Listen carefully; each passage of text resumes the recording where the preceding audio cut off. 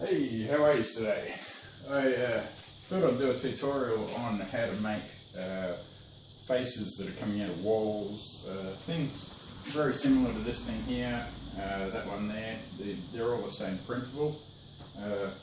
Well, this one's completely hollow, has lights inside. This one's hollow as well. They're actually really hard.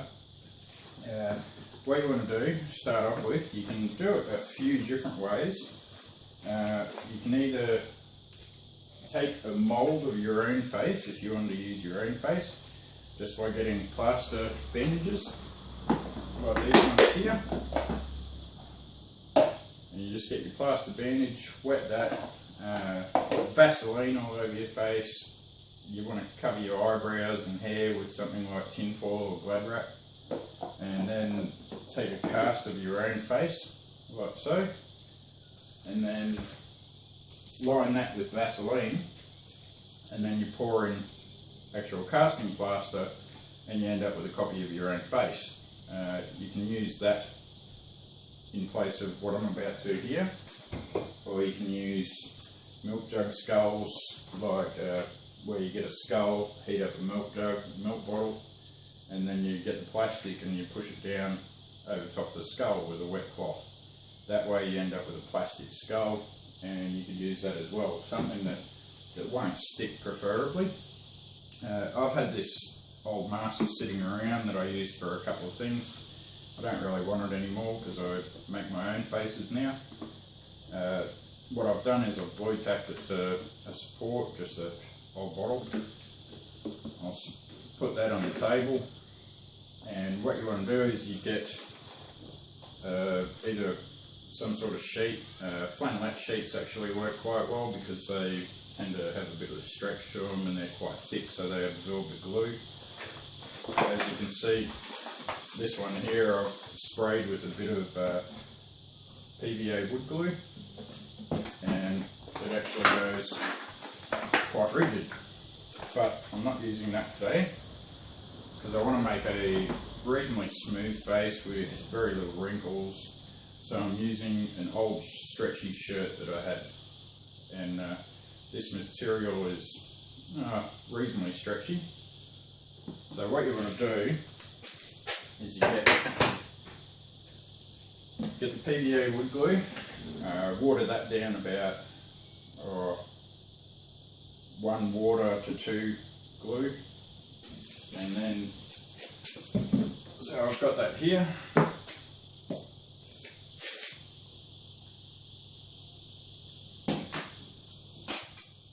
Alright, so there's another fabric I've got here actually. This one is really stretchy, but it's quite thin. What I might do is use this one second over top, and what you do is you lay the fabric over the face however you want it, and at the moment you can see the bottle is sticking out of the top, but what I'll do is I'll have a hollow cutout at the top, like some of these ones. And then you just lay your fabric over top like so. And then also if you want a hand and things like that, you just make up a hand, like say get a glove, put a few pieces of wire, like a piece of wire in each finger wrapped in tape or something, and then you just bend the fingers up so you've got a hand coming up, and put that underneath as well. And if you're using things that it might stick to, what you can do is always lay some cling wrap over top, and that'll stop it. But hang on a sec, let's move it over a little bit. Okay, so you lay the fabric wherever you want it to be. Well, this one's only a demonstration, so I probably won't even end up making anything out of this. And you get your PVA wood glue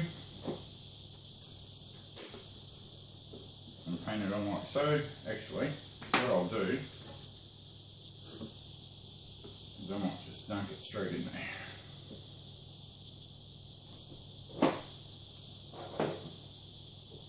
Because sometimes the more glue the better.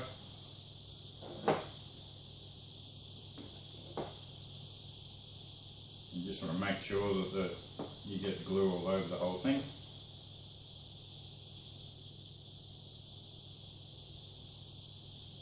And also actually underneath you want a smooth surface that it won't stick to as well, like plastic or just a plastic table. What I'm using is Corflute, which is the plastic signage that they use in stores and things, and which has all the little holes running through it, and something stuck to it. Alright, so what you're going to do, lay that over top like so.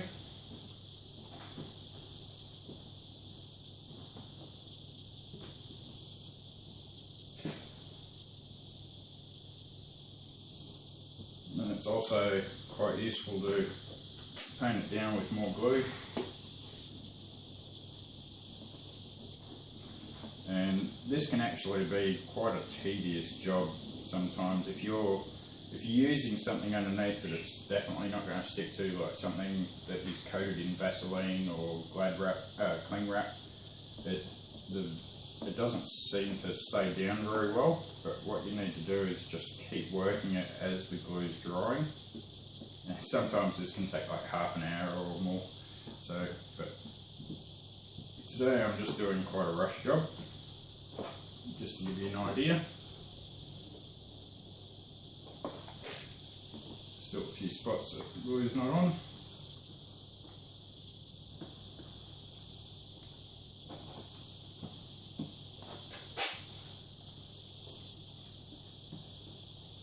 And then, if you don't want many wrinkles in it, you can just move the fabric around to however you please.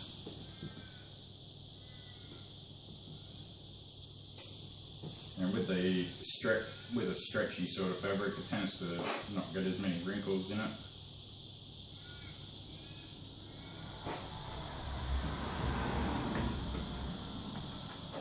I'm trying to work fast just so that this doesn't end up being a really long video.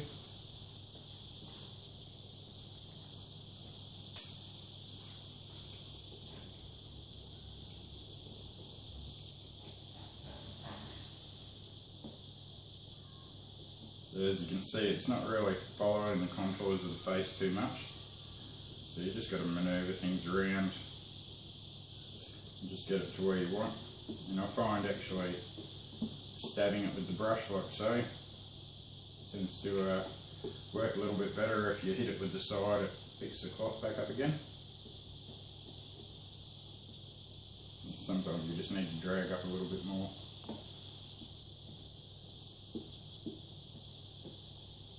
And one thing I find is the nose is always a problem, as it is now. I'm not too worried about wrinkles and stuff at the moment because, like I said, this is just for demonstration.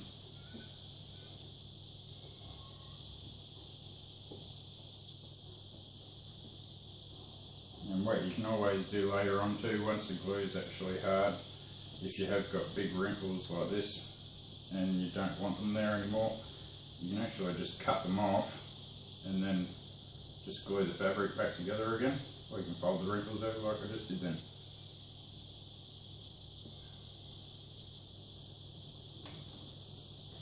And that's pretty much step one. Alright, so I'll leave that to dry. These things can take quite a while to dry, like up to a day or more. It is a bit of a pain, but it's worth it in the end because you end up with something that not many people do. So anyway, I'll come back to that, and once it's dry, and we'll see how it goes. Alright, step two. Fun. By now, you should have, it's actually only been a few hours and I've had a fan on it. So the fan's dried it out pretty quick. It's sort of hard enough at the moment, but not hard enough to remove, as you can see. So now, what I do is I get regular white paint, like a water-based white or any colour, doesn't really matter. But you get the water-based paint like an outdoor house paint, and you mix in a gap filler. I don't know, overseas you call it cork. Here we have, in Australia, we have No More Gaps. I use that in the paper clay that I make as well. Great stuff. Makes everything really hard. It's crack resistant, high flex, low shrinkage, so it actually holds everything together really, really well. What I've done is put about half paint in here and about a tablespoon of the gap filler, and then what I do, mix that around, and then you just give it a good paint with that. And one thing with this, because you add a gap filler in it, it doesn't matter how thick you paint it, it'll still set hard. So you can fill in quite a few of the gaps yourself just with the paint. I haven't mixed it really well actually because I was in a bit of a hurry. But just give it a quick coat of this paint, and make sure you give it a generous amount of paint too.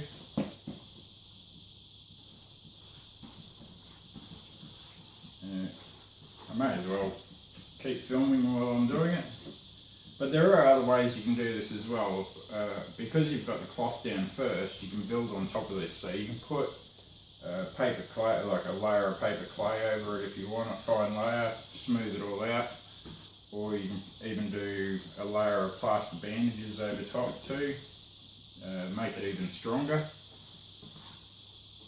So there's quite a few ways to do it. The one behind me that you see with the hand and foot, what I did for that one was I just got plaster bandages and laid them over my own hand and own foot, and once they set, I actually used that plaster bandage that it was hard underneath, and that plaster bandage is still under there.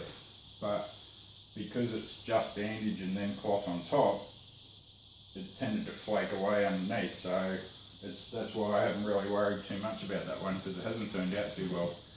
But I reckon if you do cloth first, then plaster bandages, and then cloth again, or paper clay or paper mache, you'll end up with quite a solid form that won't deteriorate or change shape. And one thing with this too, because you use a flexible material, even though you're only painting one side, once it's dry and you remove it from the face, it can change shape because the underside isn't painted.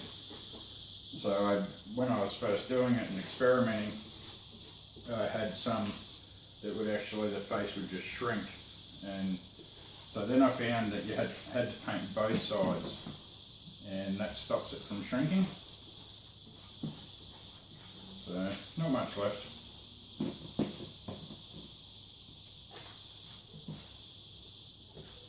And okay, I'll give that a little coat. And one thing with this too, because it's got the gap filler in it, it tends to dry reasonably quick. So with a fan on it, it only takes a couple of an hour or 2 hours or so.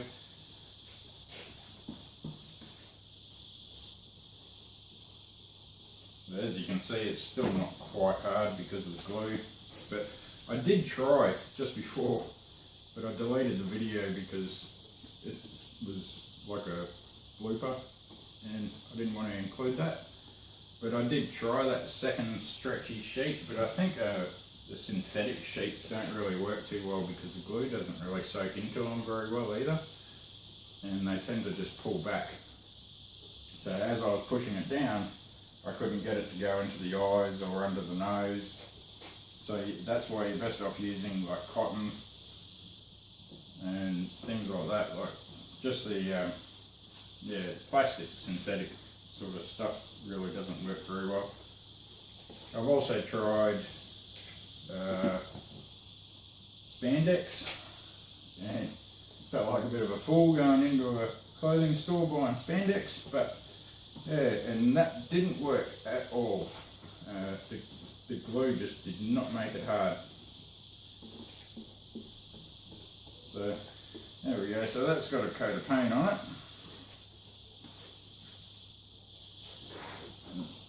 As you can see by this, yeah, as you can see, it's taking shape quite well. But see, that's the basic principle. So you can make this as big as you like. You can do hands, feet, whole creatures coming out of walls. And we'll let that dry. Once that's dry, I'll come back and cut it out, and I'll show you what it looks like finished. Okay, so we're at the end. I've removed it from the mask, taken the bottle out from underneath, and ta-da!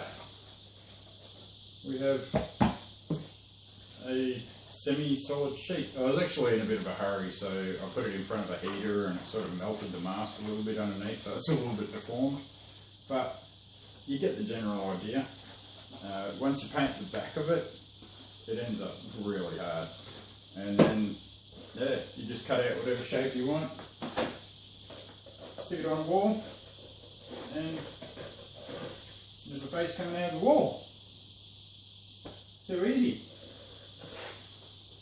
So, if you like this, or knocking stuff over now, if you like that and like some of my artwork, check out my Facebook page, Gary Fay Creations.